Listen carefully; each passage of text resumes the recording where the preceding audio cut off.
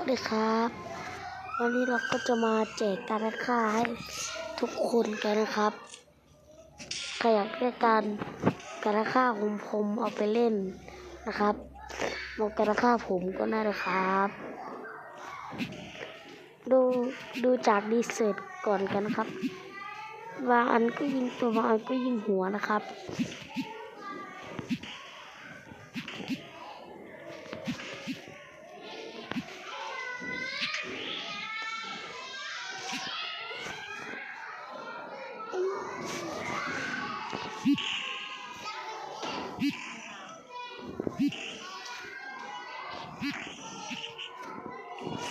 เราจะมาเปิดการค่ากันก่อนนะครับ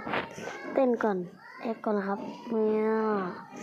เปิดการค่านี่ครับ10 9 8 7 6 5 4 3 2 1 0ไปก่อนนะครับหมดเวลาแล้ว